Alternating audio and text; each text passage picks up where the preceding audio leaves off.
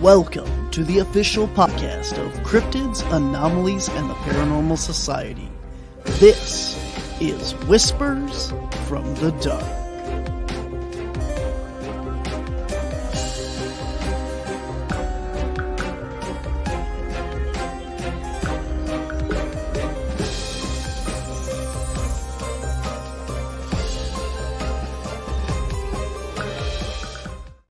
Hello and welcome to this week's episode of Whispers from the Dark. I am your host, Barnaby, and we have a special guest today on today's show from MUFON. But before we get to him, I have a couple bit of housekeeping here to get to. First off, I want to remind everyone of our show that is out on Paraflix streaming service. It is a all paranormal streaming platform similar to Netflix, but they deal with all paranormal, cryptids, and so forth. Our show On the Trail of Undiscovered Beasts is airing now with a new episode every other week. If you use the promo code CAPS10, you can get 10% off your first 3 months. Up next, we want to remind everyone to head over to our website and get your merchandise. We have t-shirts and pins, buttons, mugs, sweatshirts, stickers, all kinds of stuff with logos and everything from all of our shows that we do, as well as our regular Cryptids, Anomalies, and the Paranormal logo. And that is at wisconsincaps.com. You can click on Shop Our Store or go directly to tpublic.com/user/Wisconsin Caps. And while you're surfing the internet, make sure you check out all of our social media links and Wisconsin Caps on Patreon, Facebook, Twitter, TikTok, YouTube, and WI Caps on Instagram. There you can find information on our podcast, Whispers from the Dark, Monday Morning Monsters, and all of our other documentary shows. All right, with all that stuff said and out of the way, I want to bring in our guest here. He is a member of the Minnesota chapter of MUFON. Welcome to the show, Jerred. Hey, how's it going? Good. How are you? I'm doing really good today. Thank you.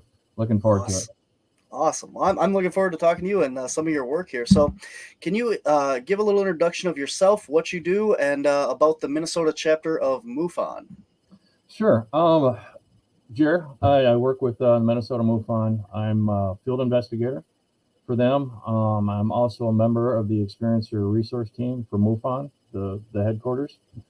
I've been with them for about 5 years now. Been doing the field investigator thing for about 4 years, and that's really about it. I'm a member of the board for Minnesota. Hopefully we can get some more people out there and get things going, but that's pretty much it. That's pretty much me in a nutshell. Awesome. Very cool. For those of people who don't know out there, hopefully most people do, but can you tell us what MUFON is? Absolutely. MUFON is the Mutual UFO Network. It's a global network, pretty much here in the States, but it is actually a global network with chapters worldwide. They investigate UFO sightings for the benefit of mankind. That's the whole thing. We're really into the scientific part of it, provable stats, provable facts, etc. There is some paranormal overlap with some of the stuff too, which we can get into later, but for the most part, MUFON's kind of focused on that. Each state has a chapter. Well, almost each state. We talked about this. Each state has a chapter, which has a state director and a chief investigator, etc. So when you do a report, it will go through the headquarters. I'll kind of do a quick screening of it, send it out to the state guys, and then states will assign it to a field investigator. And it kind of rolls from there. But MUFON's a big deal. They've had a show on TV, Hangar 18. I think it was Hangar 1, wasn't it? I think so, yep. Yeah, okay, Hangar 1. Anyhow, they had that show. They've had a couple other ones. They're actually being featured on Ancient Aliens in February. And then from what I told, my picture may or may not be in it. So we'll have to see what happens with that. But no, MUFON's been around since 1969. They kind of morphed out of Hynek's, I forgot what the heck they were even called back then, but Dr. Hynek had some UFO investigation stuff. So, I mean, he worked with Blue Book and that, but then he kind of branched off and had a civilian version of it. Well, that morphed into MUFON in 1969, and it's been going since. So MUFON's been around, do a lot of investigations. They got several teams. They've got a dive team, believe it or not, a photo analysis and video analysis team, the experiencer resource team, which I'm a part of, and several other teams that they work with. Actually, they got a new one called a multiple anomaly detection and automated recording team. And what that is they've got guys, and it's brand new, so I really don't know that much about it, but they've got sites set up all over the U.S., some places more than others, but they're able to correlate sightings in the sky with actual reports that come in other words, so they're kind of watching the skies, get cameras out and all that other stuff, and they can correlate sometimes anomalous things that they're catching with real reports that come in, and it just kind of helps with the whole thing. So that's a new thing, kind of exciting. That should morph into something really good. Very cool, very cool.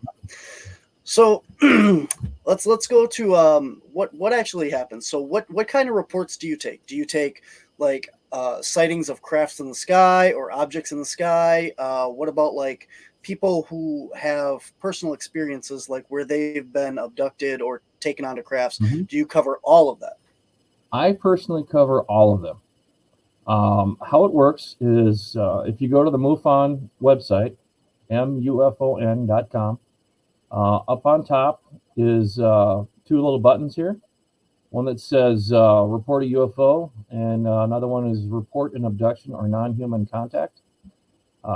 So whichever one you had, if you're just reporting UFO, that's fine. But if you're reporting, like you saw somebody in your bedroom that wasn't supposed to be there and they were not human, you can report that too. What will happen with those reports? Those reports go to the headquarters, whatever, and they'll do a screening of it and then send it out to the states. The report of UFO will get sent out to the states. The abduction one gets sent out to a gentleman named George Medich, who is in charge of the experiencer research team, and then he will divvy that out to ERT members like myself. The sighting one will go to the state director, and then to the chief investigator for that state, and then the chief investigator will divvy that out to an investigator in the state. Hopefully someone that's close to that area. If the report is, hey, I saw this light in the sky over here, kind of not that big of a deal, or here's a good one, a string of lights, because this one's coming a lot lately. I just kind of tapered off. String of lights. I already know where this is going. Straight across the sky. Well, we know what that is already. That's the Starlink satellite system, so we can write those off right away. Of course, we'll send something to the reporter or the witness, I guess, and let them know what we think it is, or what we kind of found on it. But things like that kind of get shut down pretty quick. If it's something else, a field investigator will get a hold of you. I usually send an email. I'll send an email twice, and then I'll send a text to your phone. And then if I don't hear from you in those three things, I'm leaving you alone. I'm not gonna. If you don't want to talk about it, that's cool. That's absolutely fine. I have no problem with that. But most people, if they're going to report it, want to talk about it. So if it's something that I need to go out and look at, I will. If it's something we can just talk about over the phone, we can do that too. And that's kind of the field investigation part of it. Now, the ones that go to George and get sent out, those are part of the experiencer resource team ones, and those are the interesting ones. Those are the ones where, woke up in the middle of the night, couldn't move. There's these figures down at the foot of the bed, and then I blank out and it's the next morning, or I woke up to a big bright light in the room, looked outside and, saw a UFO and saw this and saw that and other thing. I mean, there's just a myriad of different events that happen to experiencers. It's just absolutely amazing. I mean, one guy woke up, person, I don't remember if it was a guy or a gal off the top of my head, woke up and saw an actual portal in their room, and an alien stepped through it into their room. which was really weird. And of course, he doesn't remember much after that because that's how it works. The aliens are really good at manipulating your brain, let you think what you want to think. But yeah, so the ERT part of it is a lot different from the field investigation part. Sometimes they can be melded together, though. I had a really good sighting report up in northern Minnesota a couple of years ago. This one, believe it or not, didn't come through MUFON. It was kind of a different deal. I was talking with a Bigfoot hunter from Minneapolis who turned me on to this case, and we went up there together and kind of talked to this guy. He had actually originally filmed, this is so great. He originally had filmed some lights up in the sky that were just kind of like dancing around, doing one of these things, and did that for about 10 minutes or so. And you really couldn't tell it was obviously off in the distance someplace. But airplanes don't do that. Helicopters don't do that. Drones don't do that. I've been in aviation for a long time, and I'm telling you that's not normal. I found another case down in Texas that was the same thing. It had a video. I looked at the video, and sure enough, it's the same exact thing. Now, I have no idea what that is. We haven't been able to come to a conclusion as to what that is. But the best part of this case is, as I'm sitting here talking to this guy about this, and I'm like, okay, fine. He saw the lights. They didn't do anything. And we did some measurements as to where it was. It's off the top of my head. I said, has anything strange ever happened to you in your life? And the guy says, oh, yeah. And then we started getting into it. Back in the early 70s, they had a shack out in their field. It was kind of in the woods, but on the side of a field up there. And he said him and a buddy were up there, and it was just after dark, and they saw the star coming at them. And of course, obviously, at first they're thinking a star, but then it's like, no, wait a minute, this thing's getting a lot bigger. And it came down. They ran into the shack and closed the door behind them. So they never saw this thing land, no idea what it looked like or anything. They saw this light coming through the side of the shack. It's just almost like a horror show or something, And the guy thinks it probably lasted about 5 minutes or so, something like that. And then everything just kind of stopped, and that was it. It's like, well, okay, that was weird. Well, about a year later, him and his buddy, because it was the two of them that were out there on the first one. It was him and his buddy, and his brother were out at that same shack doing an overnight thing because they're just teenagers, and that's what teenagers do, And I guess the shack was kind of like a two-story shack. There was a trap door in between the main room and the upper floor. And they were staying up on the upper floor, sleeping up there. He said at some point in the night, they saw a light coming through the window, and the light got so bright that they couldn't see outside, And they're thinking like, okay, what the heck's going on here, right? Well, shortly after that, they hear somebody or something come into the shack. Of course, they can't see it because they're upstairs. Come into the shack and just making all kinds of ruckus, just throwing things around, breaking things, this and that and the other thing. One of the guys was sleeping or laying on the trap door to get up there. And all of a sudden the trap door starts banging up and down, and they're like, holy cow, what in the world's going on? So they all pile on top of this trap door to keep whatever down there, And he thinks the witness thinks it lasted about 5 minutes. Well, this other person thinks it lasted about 20. So probably missing time. Who knows? Doesn't know what's going on. And then as soon as it started, it stopped again. Well, of course, they're up all night long. Don't know what in the heck's going on. Can't sleep. Who could sleep after that? It's just like a horror movie again. So finally, when the sun started coming up, they got the courage to go downstairs. As they go downstairs, everything's fine. Everything's pristine in the right locations, nice and clean, just the way it was, when they started. The weirdest thing. And they walk outside. And I measured it from where the shack was. The shack's not there anymore. They tore it down. The guy went out there the next day, just raised it to the ground, right? So from where the shack was to the center of this now dead circle, which I'll get to in just a second. So where this thing may have landed, hovered, I don't know, was about 50 feet. Now this area was about a 16-foot circle. And we measured it when we were out there, 50 feet from the shack. Nothing grows there. You know, I mean, it's been 50 years, so some things are going there, but overall, you can tell it's just this dead mass. I got pictures of it. It's just kind of this dead mass dirt area. So we went out there. We took soil samples, sent them off. Took some control samples, sent them off. Did everything we could. The samples came back that in the deeper levels of the circle was a lot of carbonate. Now, all that really means is that there was something of high temperature that would cause that to happen, cause that stuff to come out. Maybe some of your viewers know more about it than I do, but that was what we had found. Other than that, everything else was normal, except, you know, I guess the pH level was really low, 6.0 to 6.4, right around in there. So of course, nothing's growing there. But that's what we came up with. But it was the weirdest thing. It was 50 years ago, you know. When we went out to take a look at it the first day, when I didn't have any of my equipment to dig or to look or anything, the guy had mentioned that was the first time that he had been out there since it happened, which obviously was 50 years later.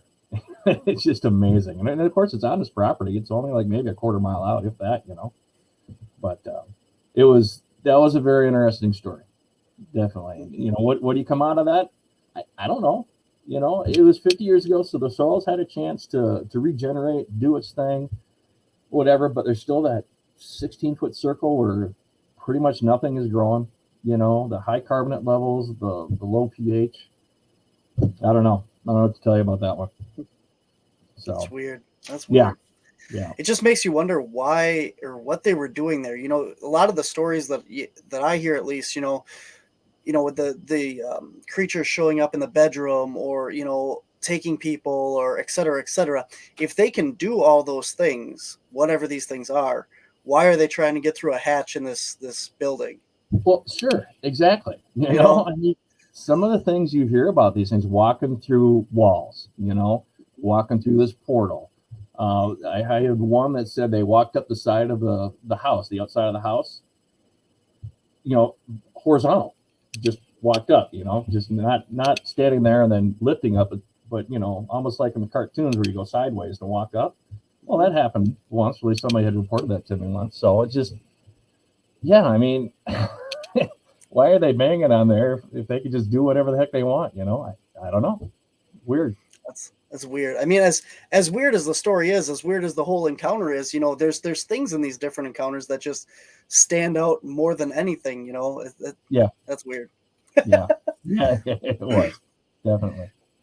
So with some of these encounters that I've heard in that, you have these like radioactive or radiation, like either sickness with the people involved, or like you said, like with the dead ground and that.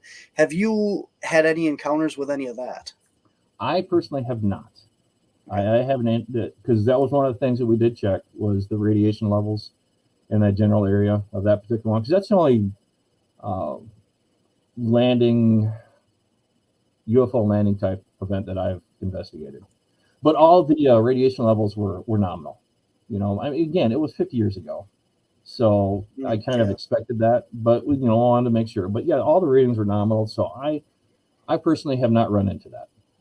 Now there was that, and I don't remember his name, but there's a case from up in Canada that happened back in the 60s, I believe, where a gentleman was out hunting, hiking through the woods. Actually, I think it was kind of more of a geologist, kind of doing rock hunting, and came across this UFO. You know, it came out of whatever, out of the sky, and landed in front of him about 50 feet away, and he went up to it. And this thing had blasted some hot air or something through a vent, and it scarred him and actually gave him radiation poisoning. And he had an imprint of a vent on his chest where you could see it.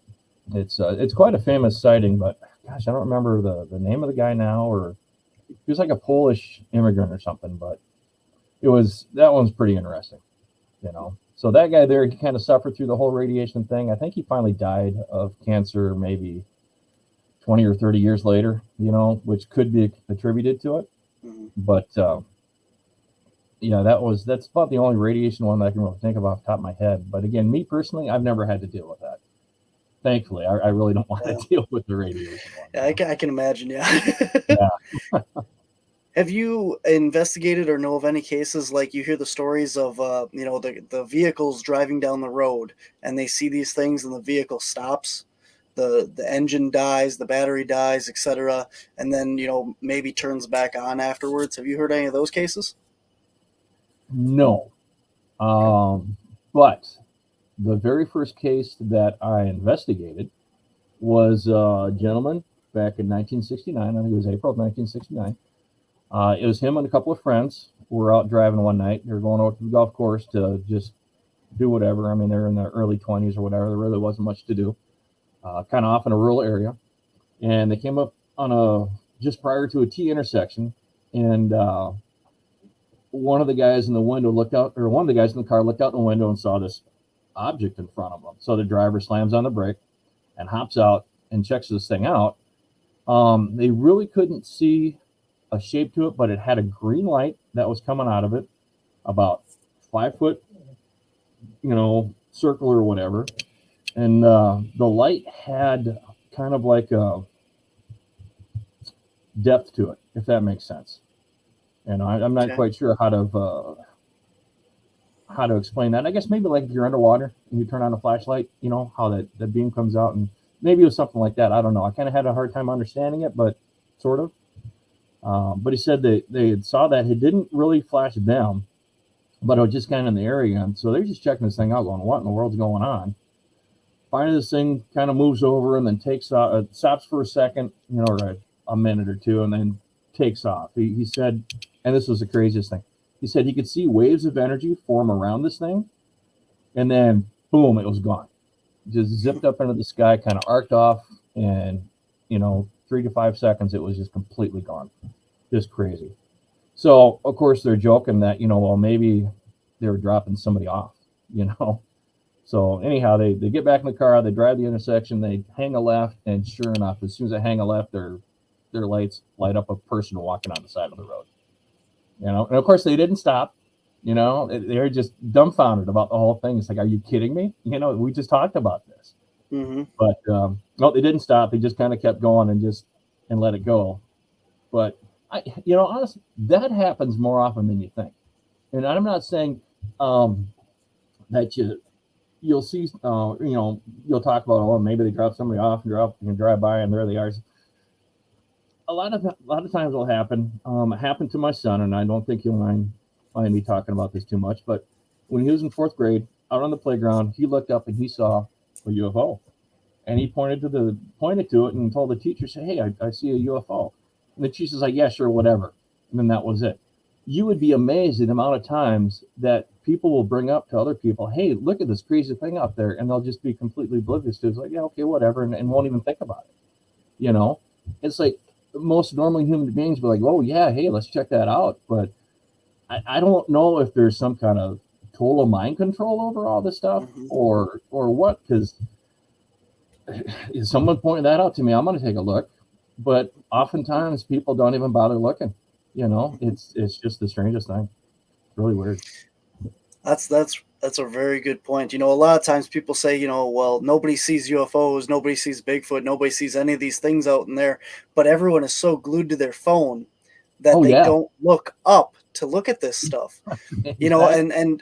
And people just just are oblivious to it, whether they want to be or not. I mean, for example, I do a lot of paranormal, a lot of Bigfoot conventions and stuff like this, and people come up to me and they say, "Oh, I wish the government would do something about the UFOs and say that they're real, or whatever disclosure." Mm-hmm. And I said, "Well, they released that whole memo a while ago that basically said UFOs are real. We have Yeah. artifacts and all that stuff." And they go, "Oh, I didn't know nothing about that." Oh, exactly. And it's like, but I mean, the Pentagon released that whole report, and correct me if I'm wrong, but it says in there that they have extraterrestrial vehicle parts, basically. Well, they mentioned they didn't mention that they had parts, but they mentioned that the phenomenon was real, and that they're looking into it as to whether it's a threat or not. And That's all their reports that they're going public is it a threat? Is it a threat? Is it a threat? Yeah. They're not talking about the other stuff. If it was a threat, we'd be speaking an alien language millennia ago. You know what I mean? We would have been taken over. Are they a threat? No, I do not think they are a threat. Not at all. Mm-hmm. Do you? So that would be the original. What was it? The money report. I can't remember what you call it. That was the first report that came out. Right. There was another report from the Pentagon that I believe says they have material from somewhere else or from outer space. That I don't. Not of this world. I don't remember hearing anything about that. Okay. See, I absolutely 100% believe they do, but yeah. I don't remember ever hearing anything about that. I've looked at the original report that came out. Yep. And it just was kind of say, well, we'll assess the threat. Then the second one that came out just recently, it didn't say anything. It's a complete waste of paper, you know. Mm-hmm. But as far as them actually admitting they have stuff, I don't remember anything like that.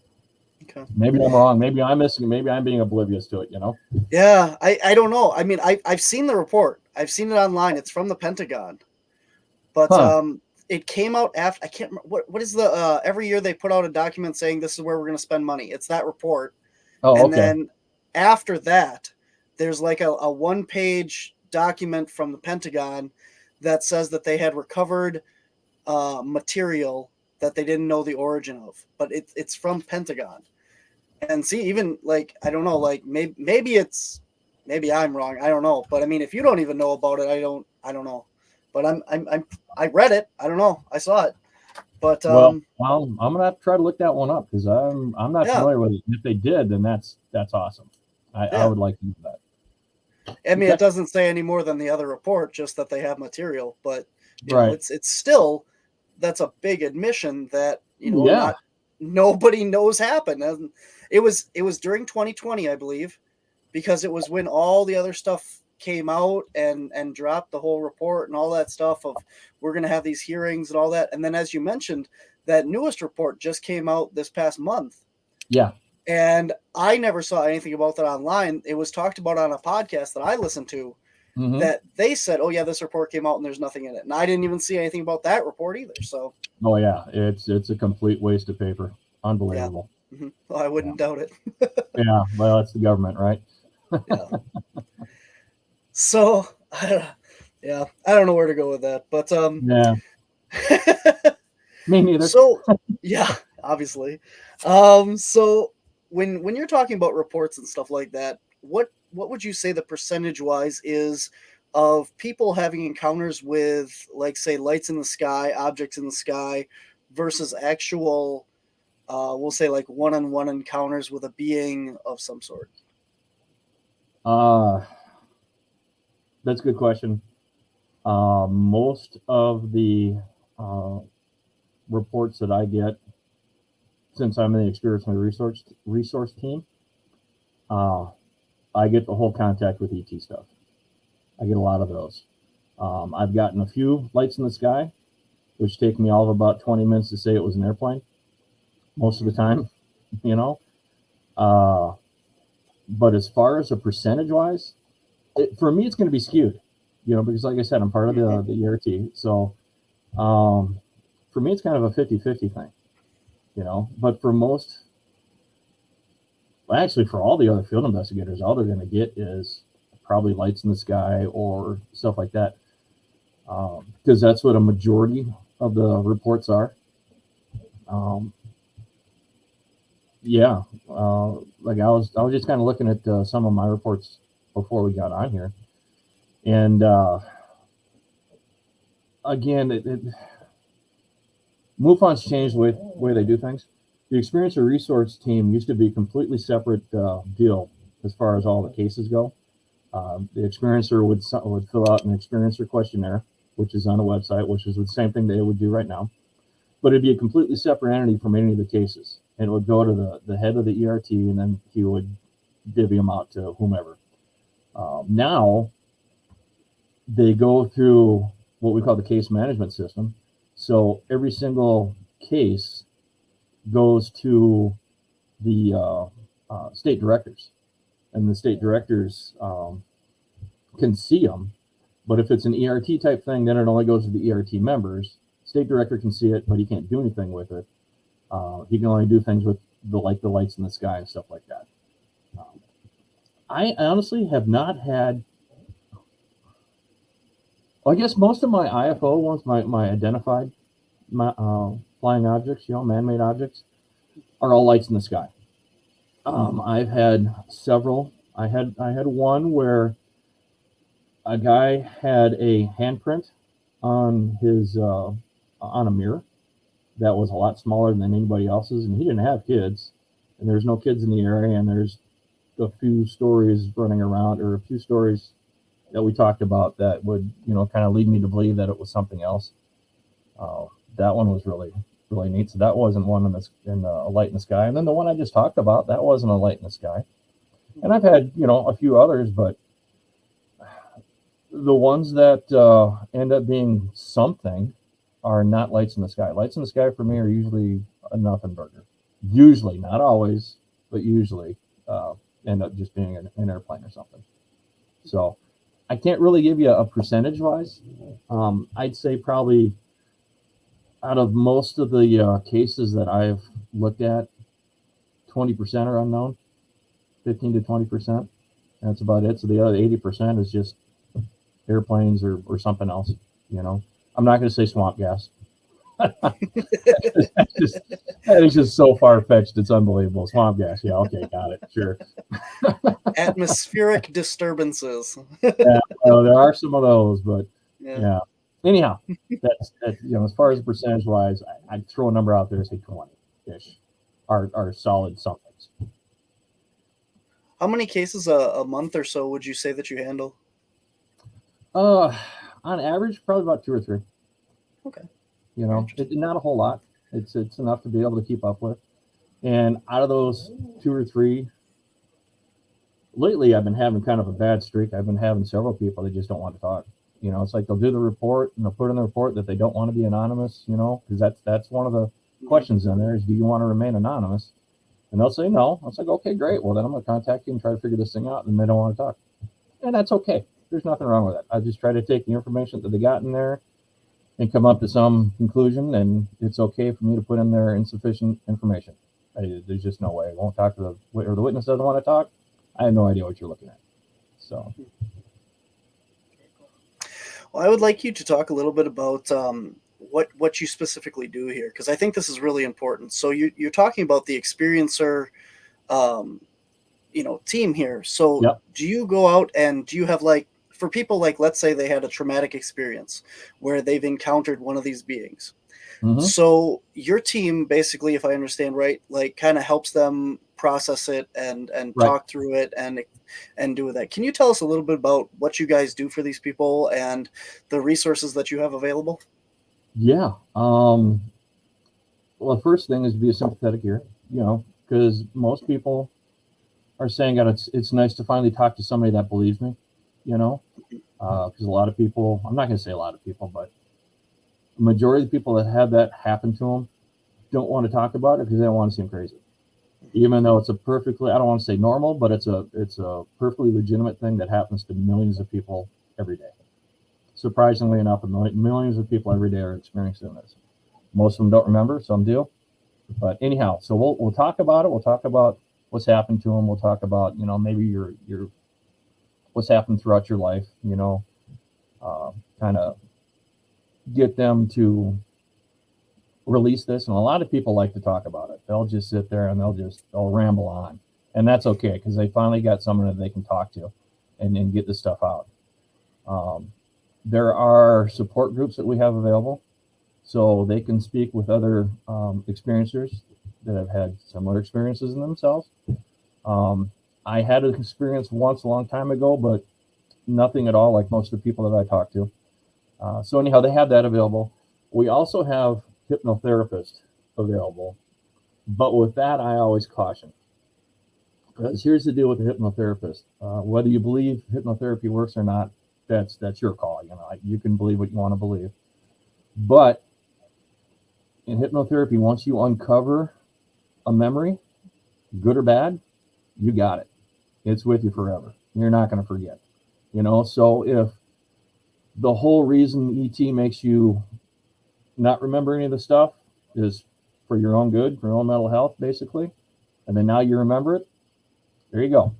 You know, it's yours. You got to own it. And they're not all like that. You know, some are absolutely fine, you know, no problems. But I'm sure there's a few that once they uncover something, they don't want to remember it.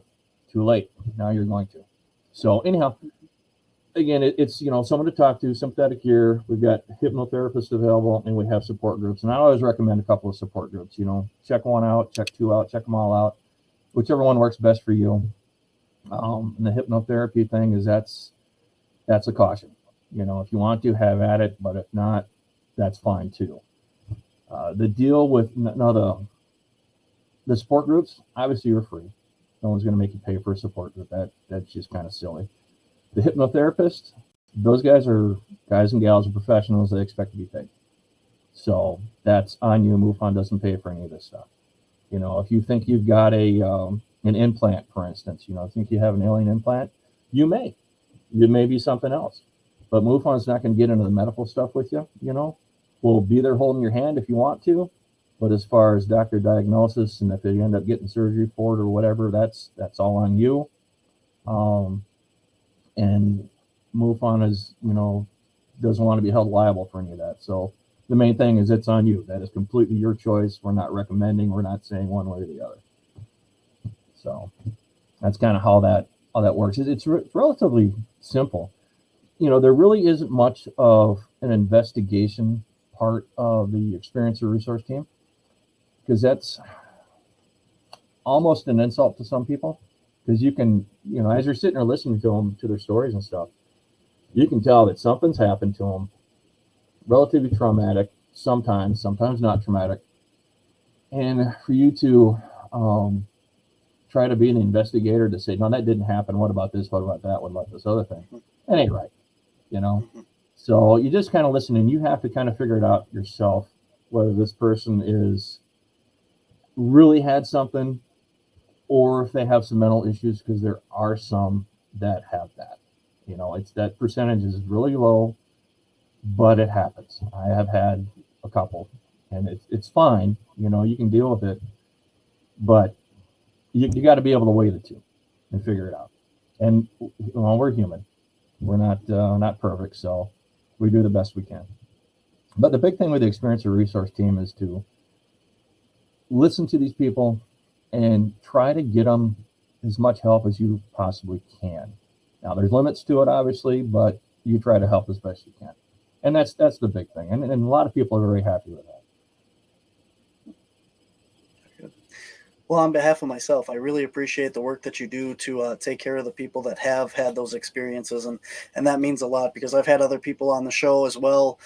As far as I have a Bigfoot experiencer team like that talks to people with the traumatic instances of that. And that's a lot of times, a lot of people don't realize, you know, when people say they've seen these things, paranormal, cryptid or UFO or what have you, Mm-hmm. you know, there's people like, you know, me, maybe yourself, that go out there and go, oh, cool, look, it's a UFO, it's an alien, it's a Bigfoot. Ah, neat, you know. And then there's the other people that have a really traumatic response to this, because it changes your whole paradigm.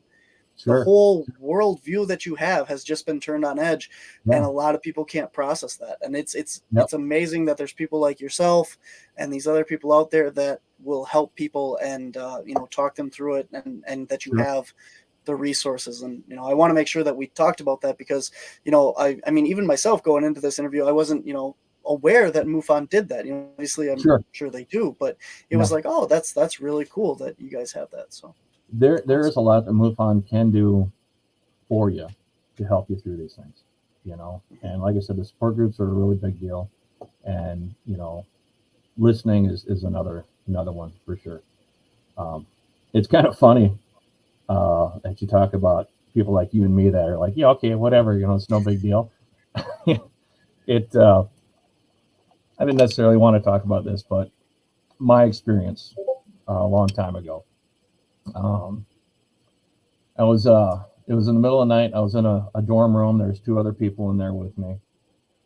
I wake up in the middle of the night, right? I'm on a top bunk is where I'm at. I wake up and I'm looking towards the door, just because that happened to be the way that I was sleeping. And I see your typical gray standing right by the door, probably like a door guard or something. The only thing I can think of, As my eyeballs look over to the right a little bit, I see the shadow of another ET doing something to the person underneath me. I don't know what. I have no idea. Then I had the impression that there was a third one in there, but I really couldn't tell. So, of course, I wake up and I see this. And what's my initial reaction?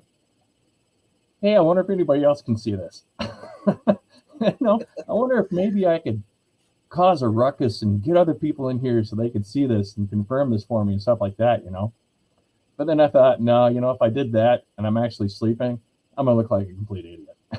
So I opted not to do that. So I decided, all right, I'm just going to check this guy out. I'm going to try to remember as much as I can, look at him, come up with something. So I'm looking him over head to toe, and all of a sudden he realizes that I'm not sleeping anymore. So I see his hand, kind of point up towards me, and I can kind of see him speaking to the other entities that are in there. I can't hear anything. I don't know why. I just couldn't, Can't hear anything going on, but I see him doing this. And then I get a voice in my head, my own voice. It says, close your eyes. They'll think you're asleep. So I'm thinking, hey, that's a great idea, right? So I close my eyes. And of course, as soon as I do that, they have complete and total control over me. I don't remember anything, obviously.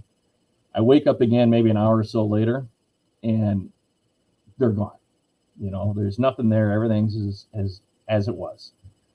Now, you'd think, okay, well, maybe I was just sleeping. Maybe it was just a dream, right? And I was kind of thinking that myself. But I woke up in the same exact position, looking the same exact direction. Everything was exactly the same. They were just gone. I'm thinking, okay, well, still maybe it could have been a dream, no big deal. So roll over, go to sleep. Well, the next morning I get up and I'm getting dressed, and one of my roommates looks at my back and says, hey, Jerred, what are those 3 welts on your back? Wow, there we go. There's just some confirmation right there. Of course, just like that other story we were talking about, being oblivious, I just blew it off. I was like, yeah, okay, well, fine, whatever. I got welts on my back, no big deal. I should have went in the bathroom and took a look. I should have taken a picture. I should have done lots of things, but I didn't. I just blew it off and said, fine, whatever. So that was my experience. So again, that's nothing like a lot of people that I talk to. I think I was probably just a bystander. I'll say lucky bystander. Others might differ with me, but I'm going to say I was a lucky bystander, but that's all, just a bystander. So just an interesting story. Yeah, thank you for sharing that. Mm-hmm. So was that kind of what got you into this, or how did you get involved with MUFON to begin with?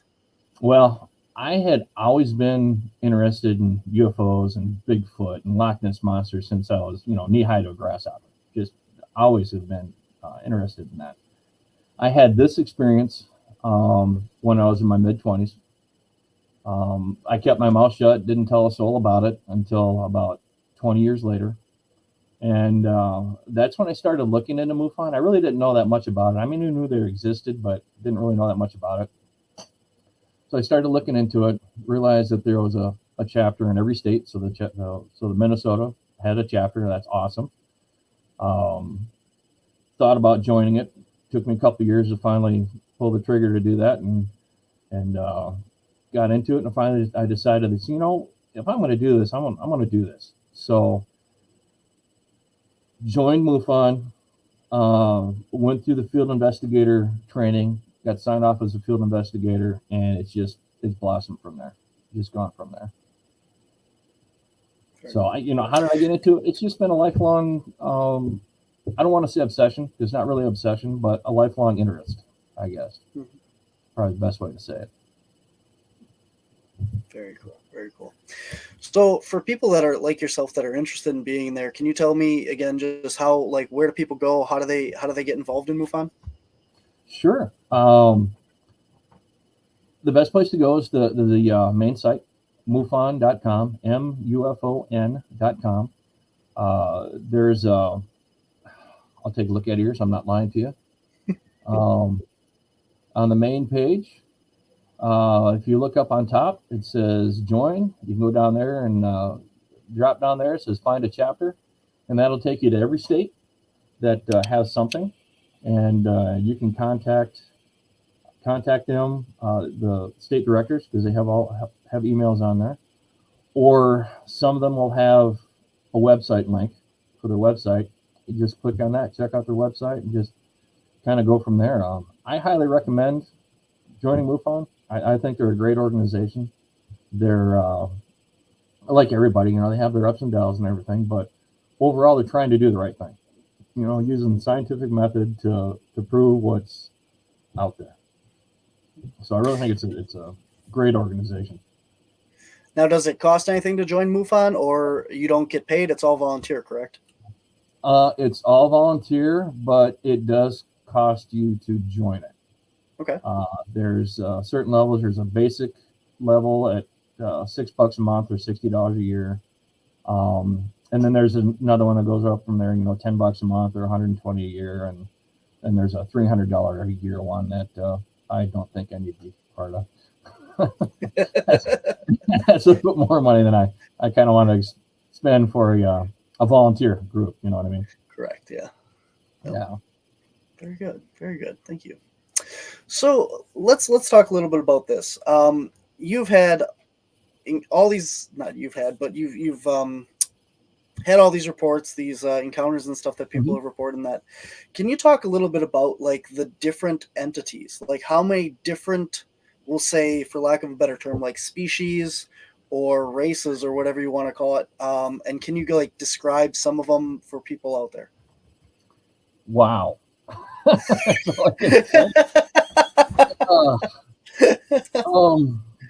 Well, your typical gray, short grays, tall grays. Mantis type pops up a lot, mantid type. The reptilian type, and there's different types of reptilians. Some that supposedly have like an alligator type face, some that just have if you remember Land of the Lost, Sleestak type face, Yeah. There was one that I'm not going to tell you the whole story. We'll just get to the meat of it. Was there was some DNA that was taken, and the DNA came up to a tegu lizard or something like that from South American tegu lizard.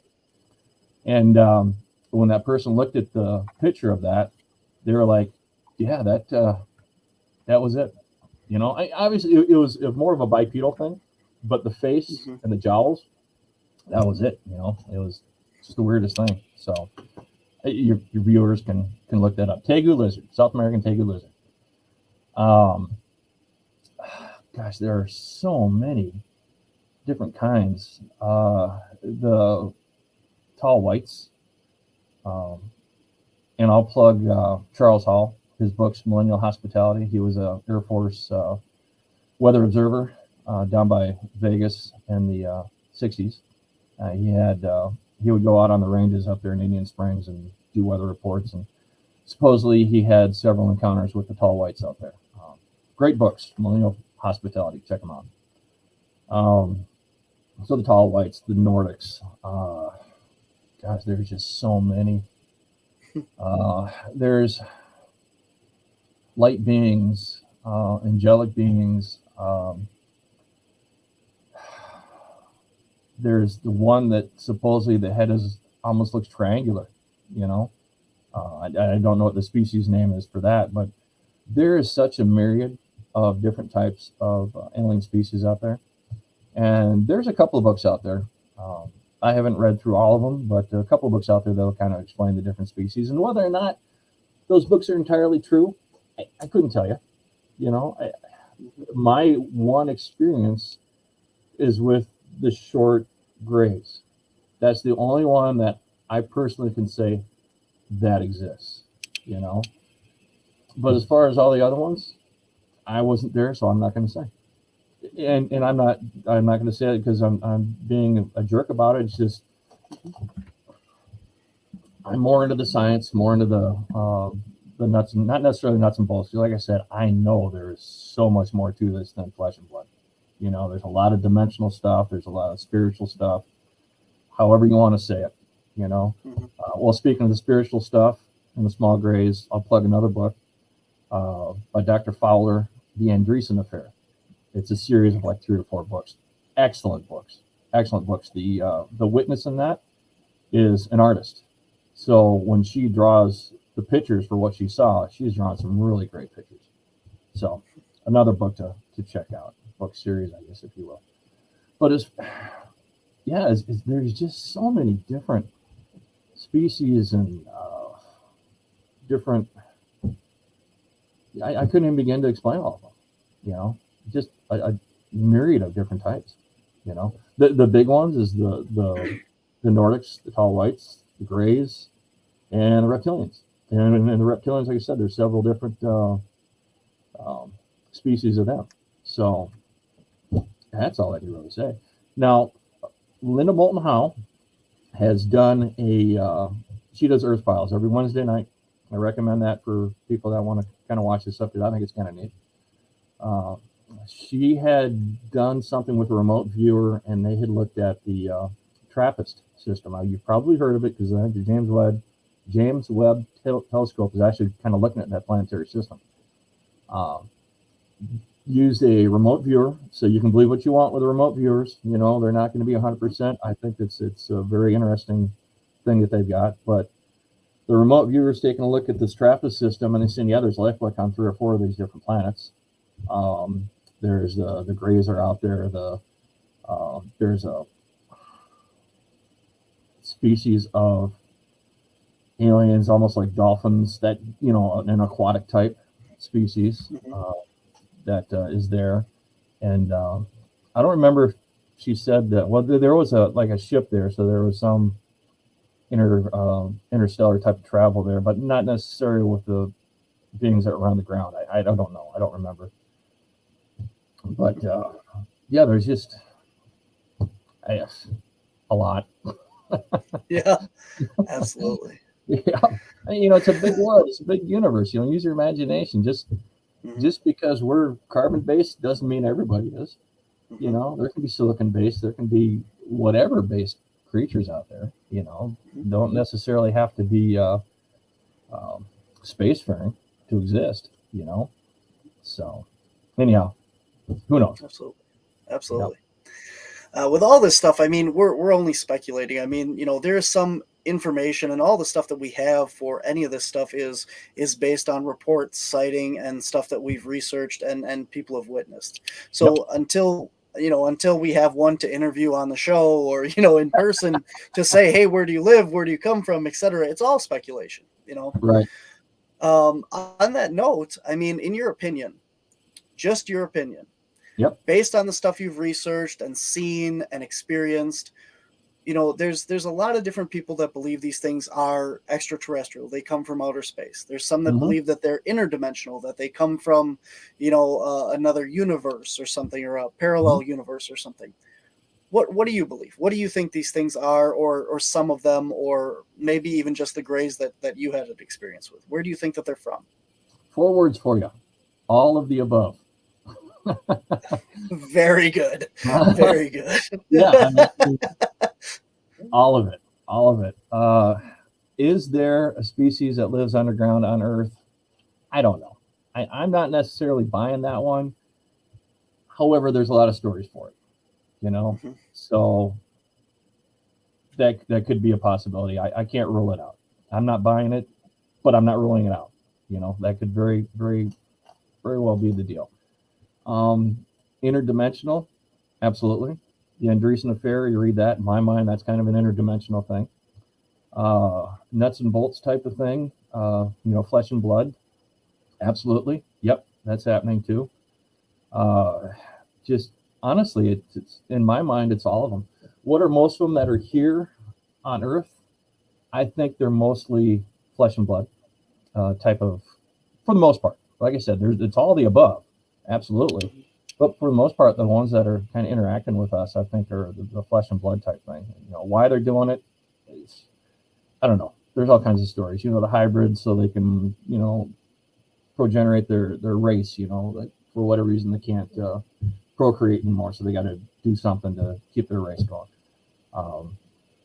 Or another one is that we here on this earth are here as part of an experiment. You know, the earth is actually a big giant petri dish, and these guys are just coming in as scientists and just conducting their experiment, letting us go to see what happens, you know. And I kind of believe that. I'm okay with that. And it's funny, I was asked once, you know, it says, well, if you find out that's true, wouldn't that just kind of destroy your whole world? I'm like, well, no, I still have bills to pay. Yep. I got to go to work tomorrow, you know. I gotta make some money. I gotta pay the bills, you know. I still want to live the way that I'm living, you know. If I'm a big experiment, well, hey, dudes, I want to try to be a success, and I'm going to show you how to do it. I'm still working on that, but you know. Awesome. Very good. Yep. Well, thank you so much for your time. We're about out of time for this week's episode. I appreciate you taking time and talking to us, and again, all the hard work that you do with the experiencer research team. I really appreciate that, and on behalf of the people that you have helped, thank you very much for all that you do. You're welcome. Thank you very much for having me, Barnaby. I really appreciate it. Absolutely. I would love to have you back again sometime and talk more about this because, you know, obviously for anybody that's familiar with Ancient Aliens, there's not 15, 16 seasons of this for nothing. There's so much more out there that we haven't covered and talked about. And man, I would love to talk more about the mantises with you because those guys are just absolutely fascinating to me. So Absolutely. Anytime. Be awesome. Happy to come back. All right, man. So remind everyone, where can they go to submit a report, and then if you take reports, or where they can get in contact with you to get your report, any of that stuff? Yeah, MUFON.com, MUFON.com. You can submit the reports there. They'll get divvied out to the state directors and go from there. You can contact me if you want to at mnmufonjer.com. That's mnmufonjer, J-E-R, at Yahoo. And you can contact me at that email address if you have any questions that maybe I can help you out with. Absolutely. And you do only cover Minnesota, correct? No, I cover wherever. It doesn't matter. Okay. I've done cases all over the states, you know. Very good. So yeah, it's not just Minnesota, anywhere. Okay. Awesome. Good to know. All right, Jerred. Well, thank you very much for coming on. Is there anything else you have to add before we sign off? Nope, not right now, man. Just thanks a lot for having me. I really appreciate it. And you know, MUFON.com, do those reports. I want to do some investigating. Awesome, guys. Thank you very much for your time this week. Yep. All right, guys, that is our show for this week. Thanks for listening. Make sure you go check out MUFON, the Mutual UFO Network. It's all over the United States, and each state you can contact for them for whatever you have seen or heard or experienced. And if you need any help, feel free to reach out to them as well. Until next time, guys, I'm your host, Barnaby. We'll see you out there. Thanks for listening to this week's episode of Whispers from the Dark.